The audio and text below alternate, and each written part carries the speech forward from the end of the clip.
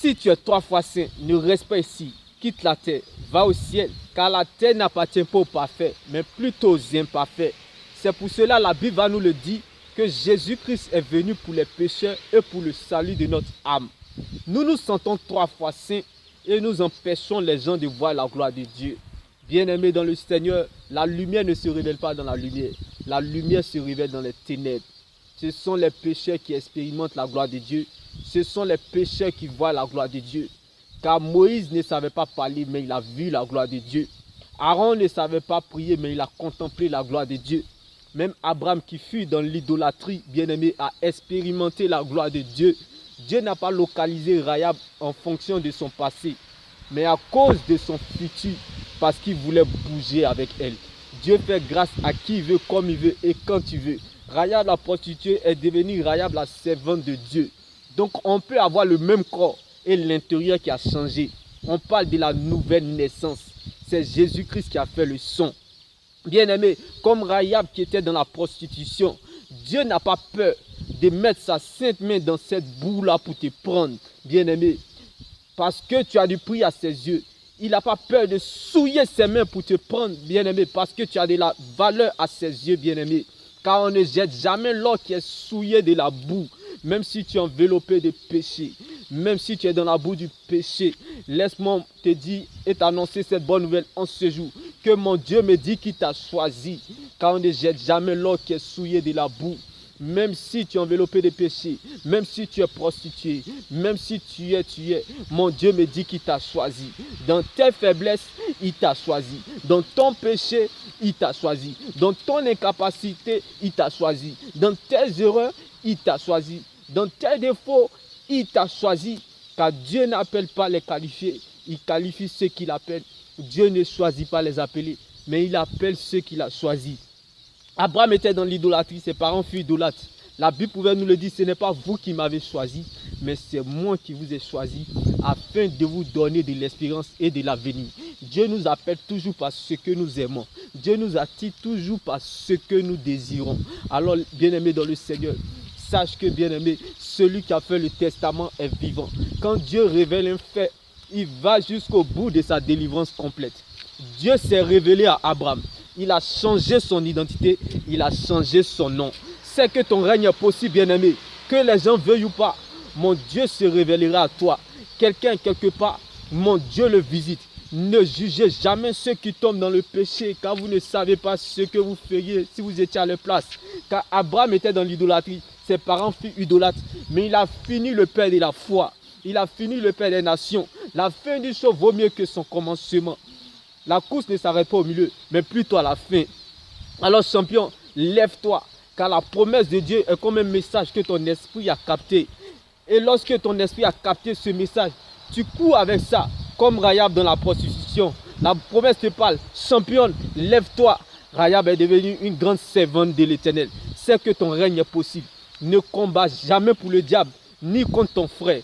Car bien aimé, si tu savais que ceux qui passent la longueur de journée à te rappeler tes péchés, à te monter du doigt accusateur, avaient eux-mêmes aussi de grands problèmes avec le péché, tu esquiveras ces flèches, tu porteras ta croix, tu avanceras avec fierté, car ce qui arrive est mieux que ça. Bien-aimé dans le Seigneur, sachez que, bien-aimé, Dieu fait grâce à qui il veut, comme il veut, quand il veut et où il veut. Alors n'enviez jamais l'Apocalypse de quelqu'un si vous ne connaissez pas sa genèse. Bien-aimé, ne critiquez jamais l'oméga de quelqu'un si vous ne connaissez pas son alpha. Bien-aimé, ne vilipendez jamais et n'insultez jamais, bien-aimé, le Nouveau Testament de quelqu'un si vous ne connaissez pas son Ancien Testament. Car bien-aimé dans le Seigneur, lorsque tu veux attaquer quelqu'un, rassure-toi que, bien-aimé, cette personne n'est pas en alliance avec Dieu. Car si cette personne est en alliance avec Dieu, c'est Dieu que tu combats. Si Dieu est avec toi, qui sera contre toi? Avec Dieu, nous ferons des espoirs et il écrasera nos ennemis. Bien-aimés, on peut avoir le même corps, mais l'intérieur qui a changé parce que Jésus-Christ est en notre direction. Car Nicodème avait le même corps la journée, mais l'intérieur qui a changé parce que Jésus-Christ était en sa direction. Donc on peut avoir le même corps, mais l'intérieur qui a changé. C'est Jésus-Christ qui a fait le son. Alors bien-aimé dans le Seigneur, laisse-moi t'annoncer cette bonne nouvelle en ce jour, bien-aimé, que Jacob était un usurpateur, était un voleur. soldats combattaient l'Église, combattaient les chrétiens, mais Jésus les a pardonnés. Même Pierre, il a renié Jésus. Jésus l'a pardonné. Jésus a couvert leur nudité. Jésus, bien-aimé, les a pardonnés, les a aimés et même les a élus, bien-aimés.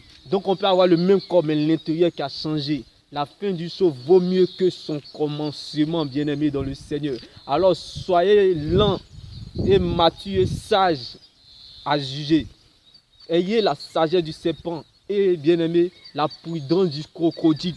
Car celui qui t'a fait du mal hier peut te faire du bien aujourd'hui et peut te surprendre demain. Le péché ferme la bouche de notre témoignage et nous rend mendiants aux yeux de Dieu, bien-aimé. Mais la Bible pouvait nous le dire, l'ignorance tue, mais la parole libère. La connaissance sauve, mais la révélation transforme. Dans cette révélation que j'ai pour toi en ce jour, est que, bien-aimé dans le Seigneur, sache que en Jésus, il n'y a plus de condamnation en Christ. Toutes les choses anciennes sont passées, toutes choses sont devenues nouvelles. Une malédiction sans cause est nulle et sans effet. Une condamnation sans preuve est nulle et sans effet. Une malédiction sans autorisation est nulle et sans effet. Car quand Dieu donne les ordres, Satan exécute. Les hommes son action, la tête haute suivra son coup. Les hommes n'auront pas d'autre choix que de collaborer avec toi. Même tes ennemis voteront pour ton propre succès. On peut salir ton étoile, on peut voler ton étoile, mais le diable ne pourra pas la garder pendant longtemps. Car au temps voulu de Dieu, il n'aura pas d'autre choix que de collaborer avec toi. Comme Pharaon qui n'était pas chrétien a dû collaborer avec Joseph en Égypte. Il dit à quelqu'un ce jour, bien-aimé, celui qui a fait le testament est vivant. Mon Dieu te rétablit et te rétablira encore. On ne jette jamais l'or qui est souillé de la boue. Tu vaux plus que de l'or aux yeux de Dieu. Donc sache que, bien-aimé, si tu es tombé, relève-toi, bien-aimé, car la course ne s'arrête pas au milieu, mais plutôt à la fin. La fin du show vaut mieux que son commencement. Quand Dieu t'attend à la tête, il compte sur lui-même pour t'accompagner. Le même Dieu qui promet, c'est aussi le même Dieu qui accomplit, bien-aimé. Je sais que, même si le Seigneur ne t'a encore rien dit, mais je sais que tu dois garder ce qu'il t'a dit. Trembler ne veut pas dire que tu as perdu la foi. Trembler ne veut pas dire que tu as perdu espoir. Mais c'est l'ADN pour te faire avancer. Un jour, tu vivras sans cette situation. Un jour, tu vivras sans ce péché de honte. Car le péché brise notre alliance avec Dieu. Le péché nous rend mendiants aux yeux de Dieu. Mais bien-aimés dans le Seigneur, ce qui rompt notre alliance avec Dieu, c'est adorer d'autres dieux étrangers. Et c'est à ça qu'il ne faut pas toucher. Ne mange pas ce que, bien-aimé, que tu as vomi. Et n'avale pas ce que tu ne peux pas manger, bien-aimé. Ne mange pas ce que tu ne peux pas avaler. Attache-toi à Dieu. Ne laisse personne te priver de ton éternité qui est l'enjeu majeur de ton existence. Reste focalisé sur le Seigneur Jésus-Christ seul. Car la preuve, la valeur, la raison de ton existence, c'est ton salut en Jésus-Christ. Ce que nous vivons sur la terre, pas ce que nous allons vivre dans l'éternité. La vie est ce que nous pensons, mais l'éternité est ce que Dieu pense de nous. Dieu m'est béni. Shalom.